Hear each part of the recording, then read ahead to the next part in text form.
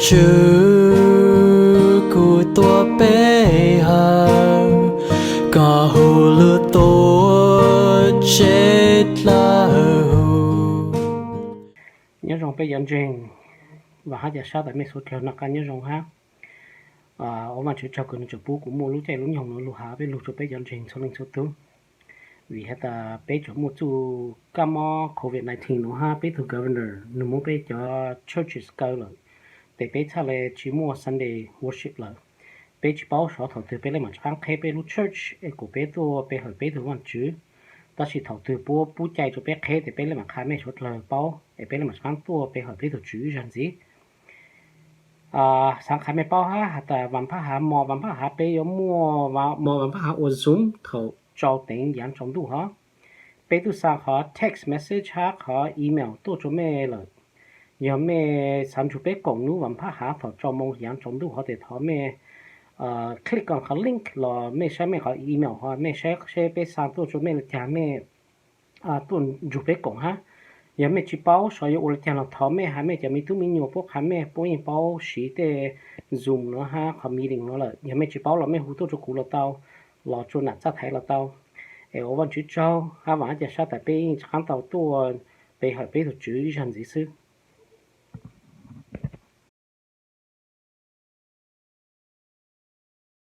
nó cá nhân rong số trồng tổ cho số là hai bên cho chữ cho là số sa số màu rong nếu nó bây giờ các môn sinh chi chúng ta số cái cái văn chữ đã họ virtual services lệ tu hạ tăng là bây số cái bây giờ họ cái văn chữ bây tuân thủ tao in tu nó thế thì bây tu lệ khác cái cùng thằng ta số cái rồi bây giờ các môn sinh chùa sọ phổ sọ chùa dùng vậy là cho cứ bây tu tao thuộc công lúc mình vào học nhau, buổi sáng của bé trò cam, lúc mông công, suốt kỳ cứ bé học bé văn chữ mò mình vào học cũng dùng đó, và bé cháu cứ bu, như tụi nó nua, hoặc cháu mẹ, thì to một chỗ bé tụi lệ khác, cứ giờ ngã, cái sự là sát thái, nhưng có sản mẹ cho information là sự hay là vô lịch chẳng bé sẽ lấy chỉ cũng tàu suốt kỳ học bé văn chữ, như tụi mò mình vào học theo để họ chờ gồm bộ chỗ là sĩ cái tin chẳng cho họ mình một cộng thuộc về nhau chúng mình là sĩ cái tin chẳng cho họ bên lúc sáng mà sáng của bên trọ ăn tôi mua lúc chơi lúc nhau tôi xin chín trên phụ mua em mới học bên trọ ăn một cái vàng chút số lúc ok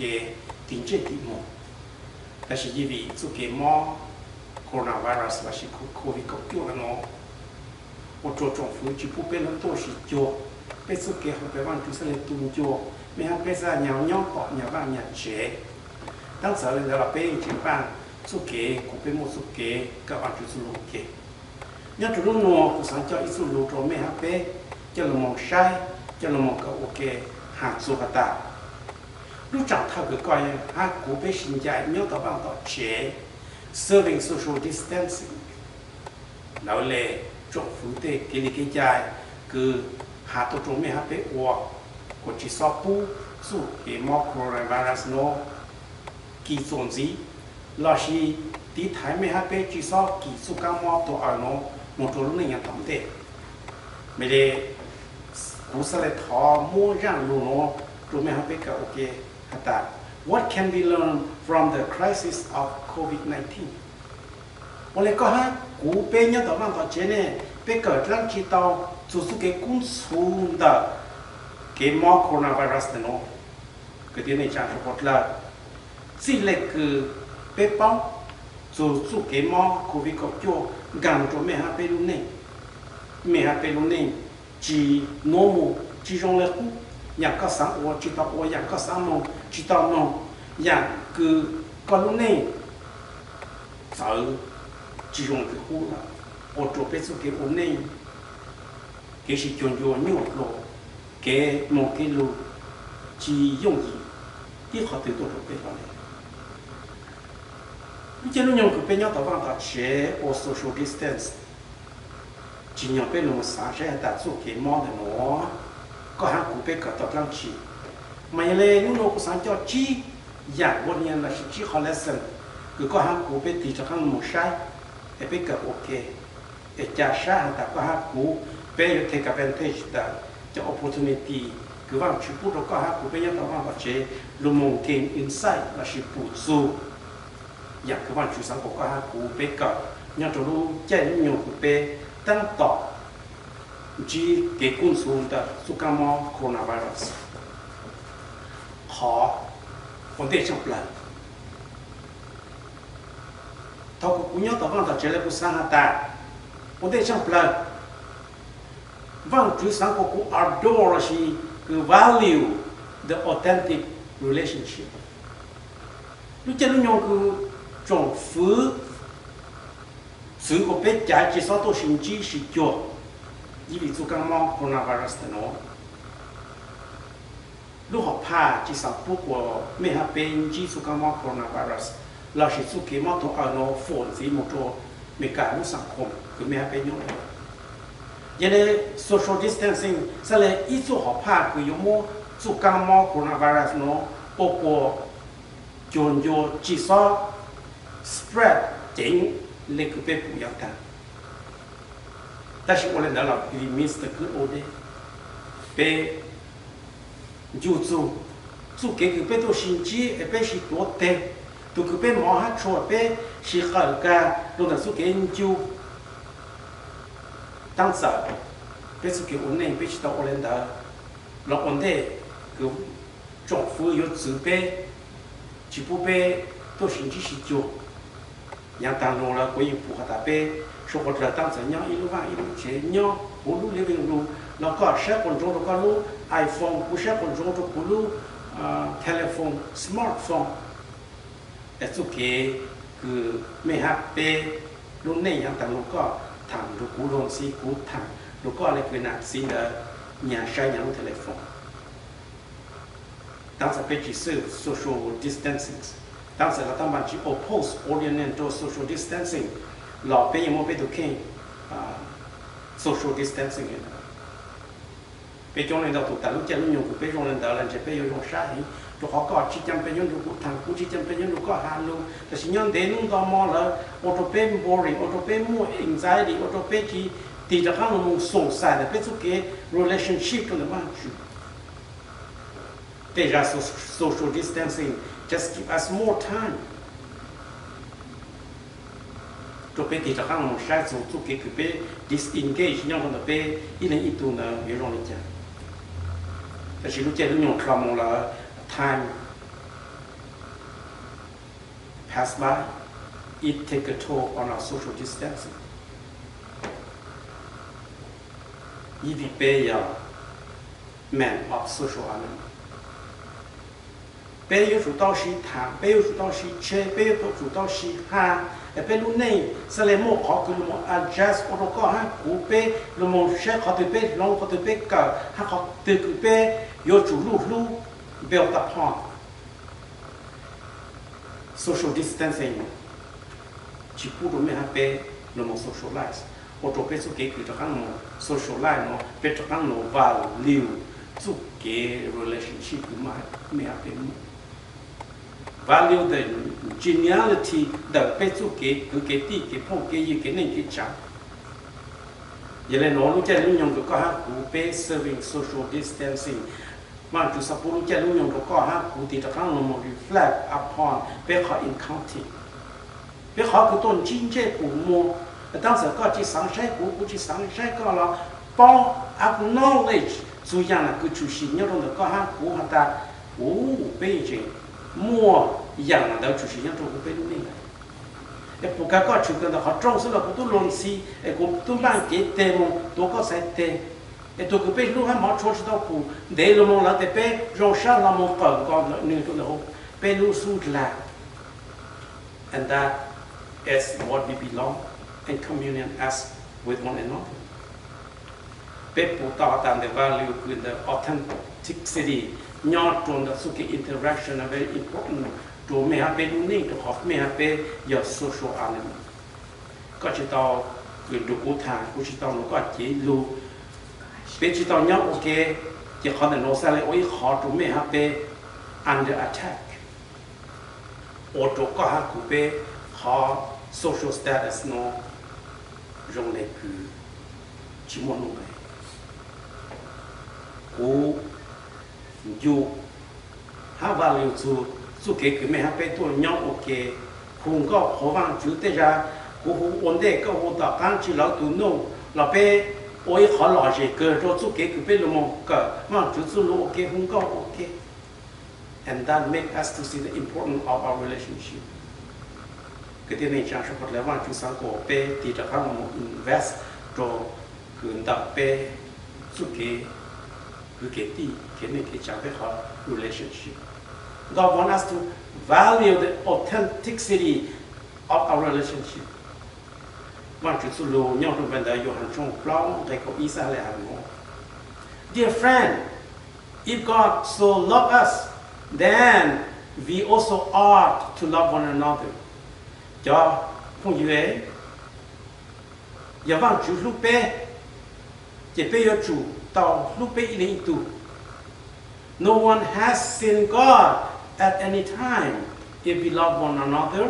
God resides in us, and His love is perfected in us.当时被去补忘主地这地摸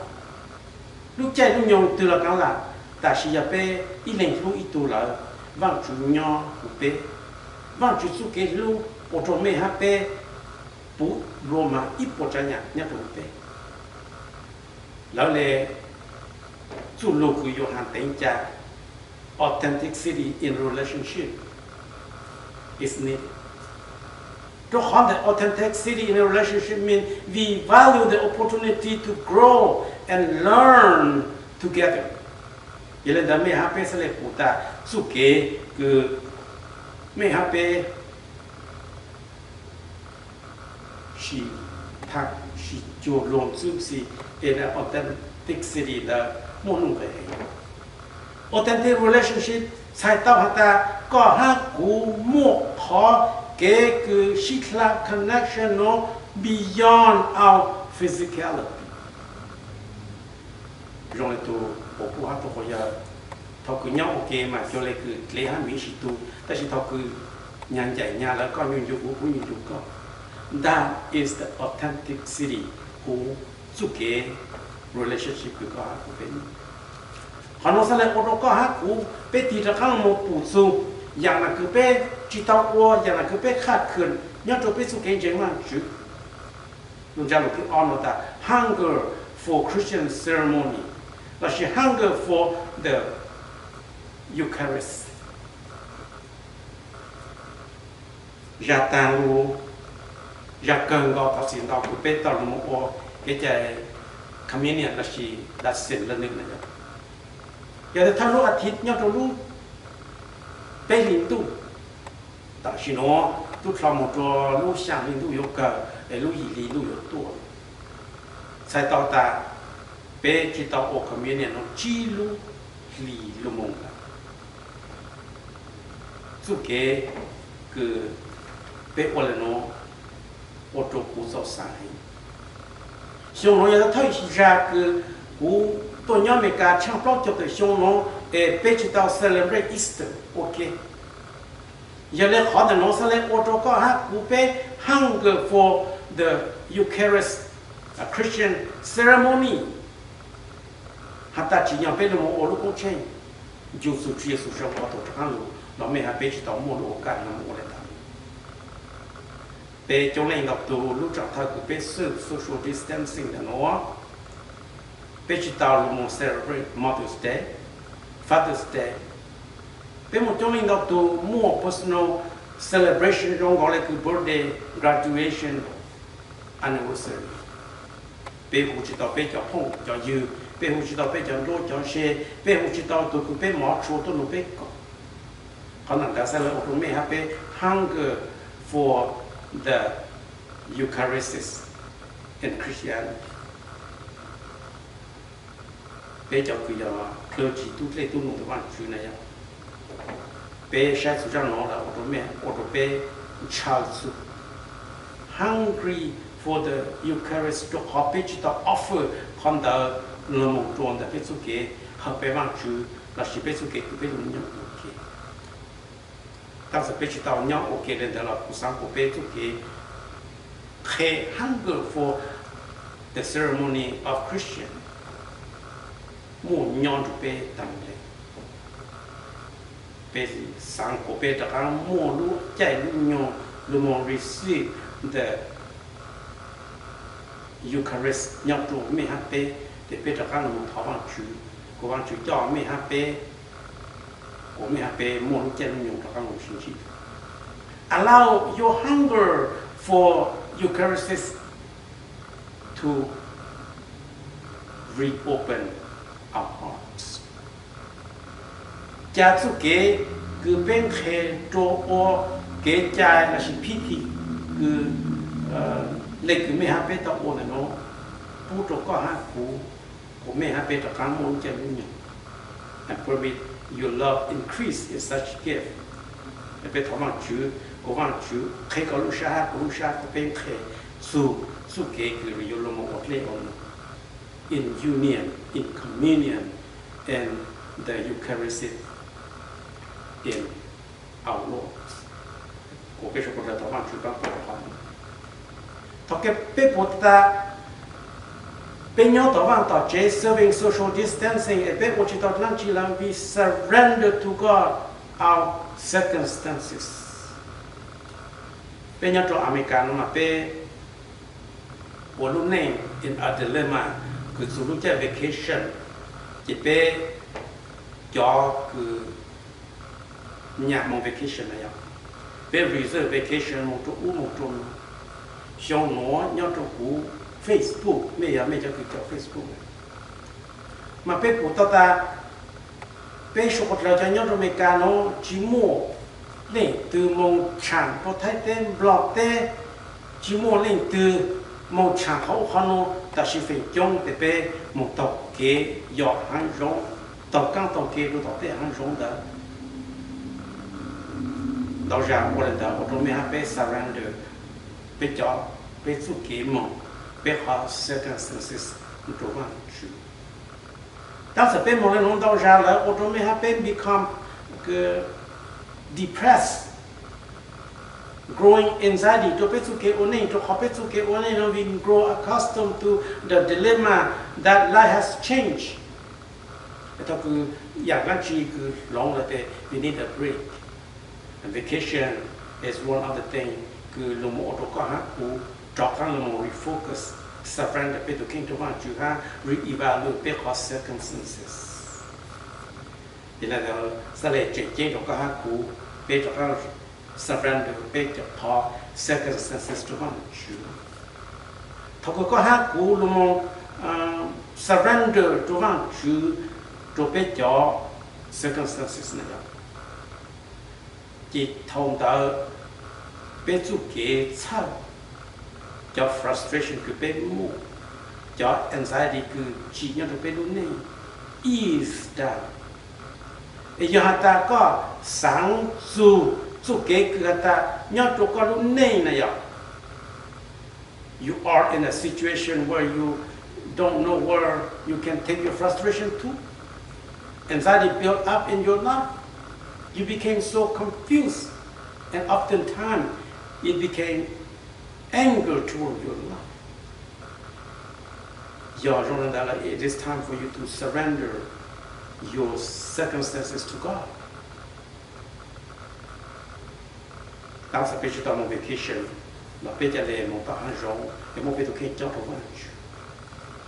Surrender ไป cause circumstances ตัววันจู like it's such a good feeling. ตัวเขาไม่ให้ไปตัวเขาmonไปตัวเก่งเจ้าตัววันจู it awake เป็นเจวันจูเราตัวเก่งเป็นเจเป็นมั่วอย่างคือจงผมเป็นรุ่นนี้เนาะเจ้ามองเบียร์รับอย่างคือชิมั่วอย่างขาดขึ้นผมเป็นรุ่นนี้ยอดตัวรู้จักท่าคือเป็น serving social distancing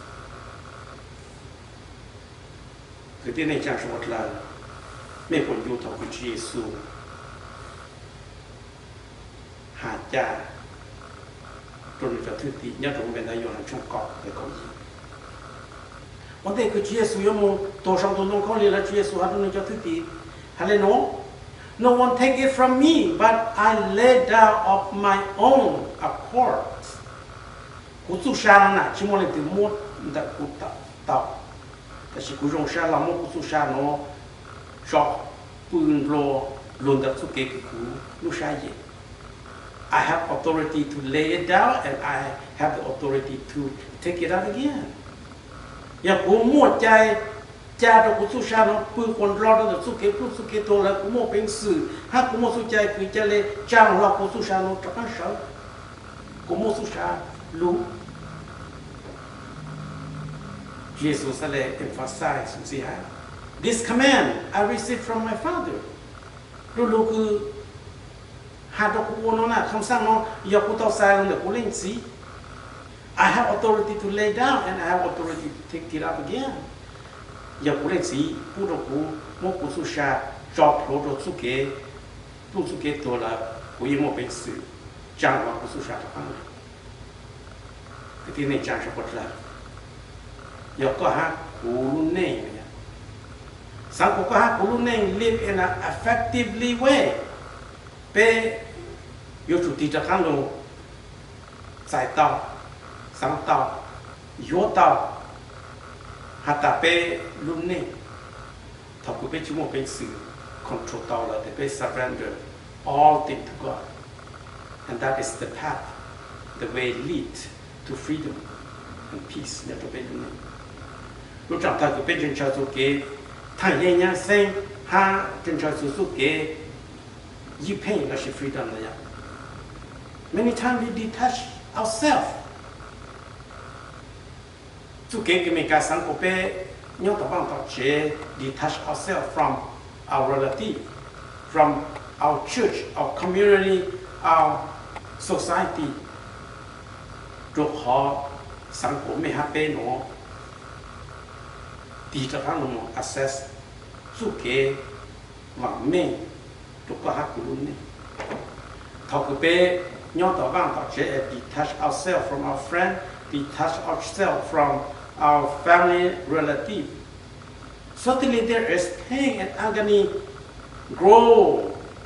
and anxiety nhau tao bé luôn này. Or tao bé stress, được họ bé phụ tao ta tê, khao tê u tê nó chủ luôn mà những chuyện mọi nhà cứ xong chỉ hanya cho TV là sinh nhau social media thằng cứ luôn là bé sáng trả cho cái chỉ đạo remedy thứ bé phải trong thằng cứ bé sáng trả cho cái tạo đồ để vì heighten our anxiety by turn on the electronic device. The TV, the telephone, iPad, or the payment of blue. And we even detach ourselves furthermore. And the more you detach yourself from other, from the world, from your God, the more it numb your relationship. Giờ này bây giờ tôi chẳng phải sinh hoạt trả tàu có remedy số cái khu lồng cho bây số cái sản sinh chụp lắm, usang đặt số cái cứ ô tô có hàng cũ cỡ số họ detaching from all human being. Phụ nữ chân luôn nhiều có hàng cũ thì nó cóสัมภาษณ์ก็是ตัวตา the deepen of our relationship with God. Bukan urusan saya pengumuman dunia tu, tang sampai cinta tu, opu koya tu mitu minyo, tu do tu jenya okey, lawan dunia lupa, lawan tu tolu lusia, tu got detached from them to reattach to God. Betul ni cakap sebutlah. Yang tu tambah dah, Yohan tu kau pelan, Yesus tak punya lu kau siman. Em bây cho chê, em bây detachment to king đã luôn, họ bảo xí mang, em bây cho anh chú cái to, khó khăn hơn, bây giờ sau cho một lão sư, tại sao em cho giá này của cho một số rồi được khó này, that reattach, called pruning to agricultural language, em bây giờ tới 3 chữ, họ detachment đã may have been serving social distancing. The opportunity to want to sang reattach ourselves with God, reattach us to those who be detached from them. Cái tin nên chẳng số một là俺chẳng có support ta chỉ nó có detached from your relative, from your church, from your society. Cú cho bé một sai nhau cho cú bé đàn cao chung, lo cho tròn lại có.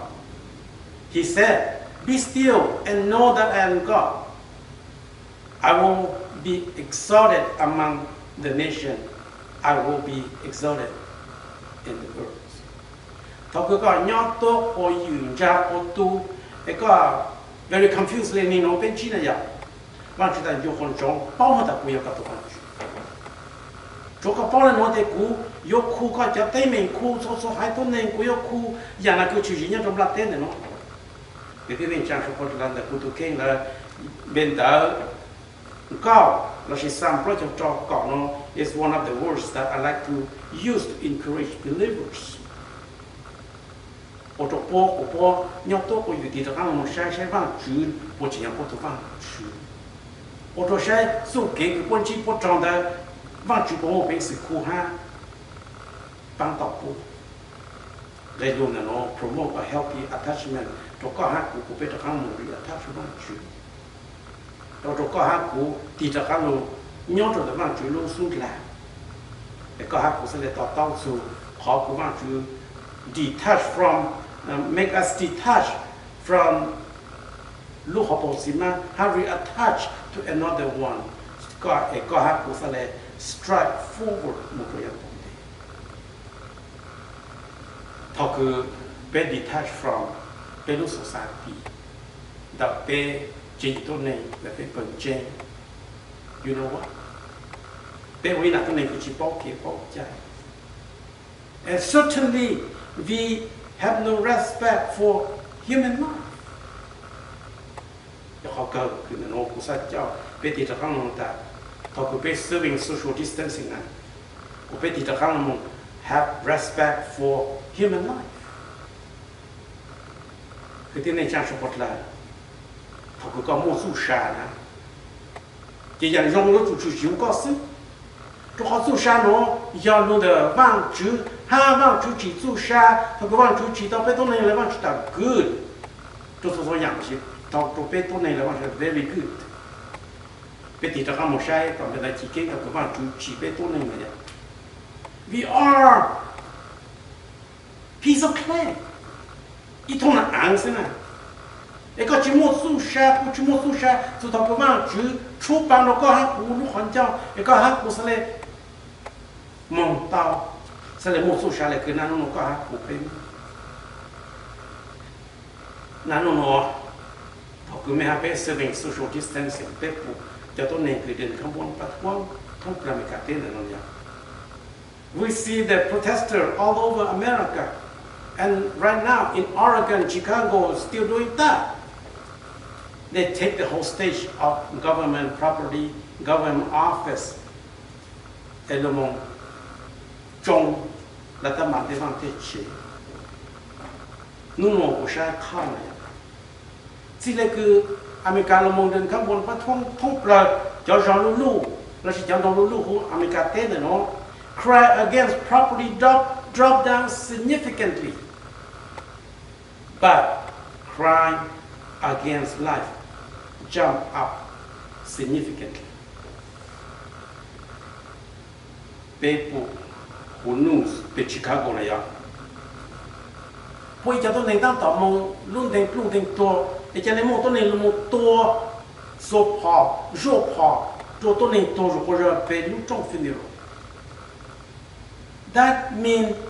we have no respect for life.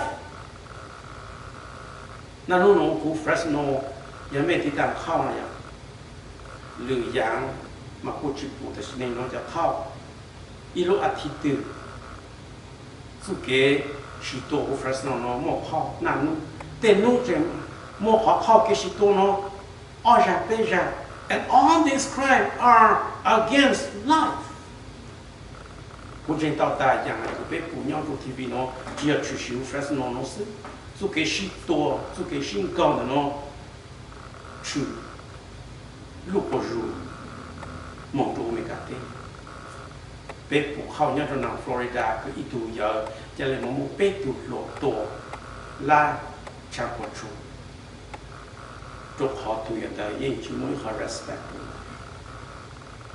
ผมเป็นดาวออกโคลินโทอาจารย์โปโลสเลฮาเลโนมงตัวจอตุนิงเจงตีโคลินโทชุบล้อเลยจอบฮาเลโน For God who said let light shine out of your darkness and make lights shine in our heart to give us the lights of knowledge of God's glory displayed in the face of Christ.